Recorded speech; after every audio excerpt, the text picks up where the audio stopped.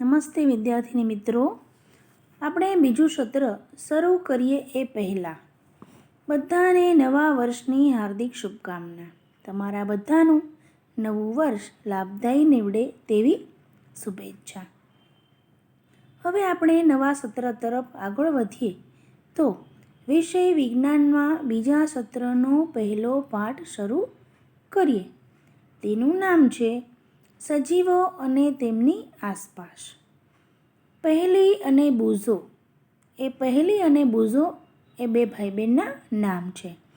તેઓ વેકેશનમાં ઘણી રસપ્રદ જગ્યાઓની મુલાકાતે ગયા હતા. આવી જ એક સફરમાં તેઓ ઋષિકેશમાં ગંગા નદી પર ગયા.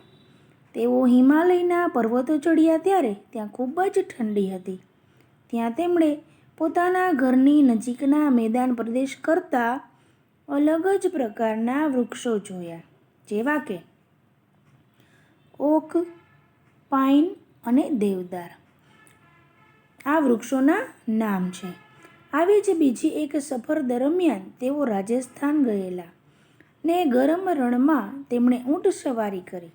અંતે તેઓ જગન્નાથપુરી ગયા અને દરિયા કિનારાની મુલાકાત લીધી, જ્યાં ટપકાયુક્ત સરુના વૃક્ષો જોયા. જ્યારે સફર દરમિયાન કરેલા આનંદને તેઓ યાદ કરતા હતા, ત્યારે તેમને વિચાર આવ્યો, આ બધી જ જગ્યાઓ એકબીજાથી ખૂબ જ અલગ હતી. કેટલીક ઠંડી તો કેટલીક ગરમ અને સૂકી હતી, તો કેટલીક ભેજયુક્ત હતી, અને તેમાં દરેકના સજીવો પણ વિવિધ પ્રકારના હતા. તેઓએ પૃથ્વી પરના એવા સ્થળ વિશે વિચારવાનું નક્કી કર્યું કે જ્યાં કોઈ પણ જીવંત સજીવો ન હોય. બુઝોએ તેના ઘરની નજીક આવા સ્થળ વિશે વિચાર્યું. બુઝોને એવું લાગ્યું કે એવી એક પણ જગ્યા જોવા મળશે કે જ્યાં કોઈ પણ સજીવ જોવા નહીં મળે. ઘરની અંદર પણ તેણે કબાટ જોવાની કોશિશ કરી.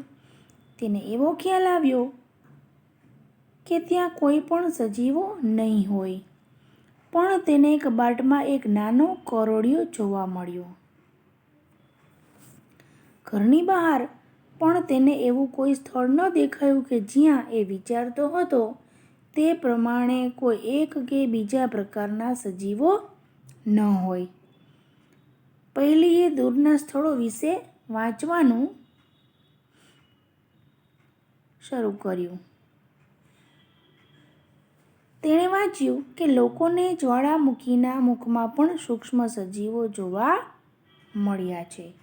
એટલે કે કોઈ એવી જગ્યા હોય જ નહીં કે જ્યાં સજીવો જોવા ન મળે. હવે આપણે 9.1માં સજીવો અને તેમની રહેવાની આસપાસની જગ્યામાં જોઈએ.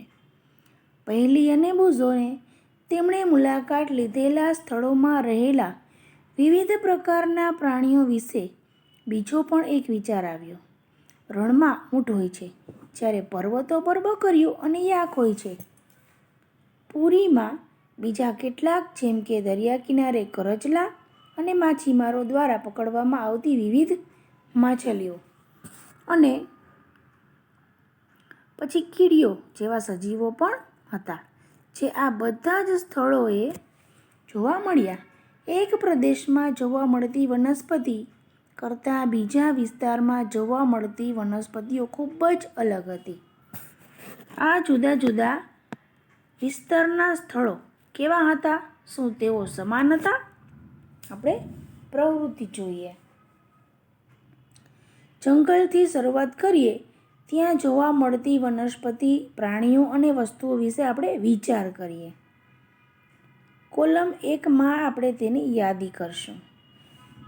કોષ્ટકમાં દર્શાવેલા અન્ય વિસ્તારોમાં જોવા મળતી વસ્તુઓ, પ્રાણીઓ અને વનસ્પતિઓની યાદી કરવાની.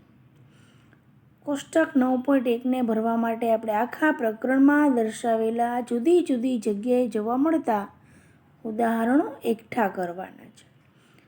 તમારા મિત્રો, માતા પિતા અને શિક્ષકો સાથે વધુ ઉદાહરણોની આપણે ચર્ચા કરવાની છે.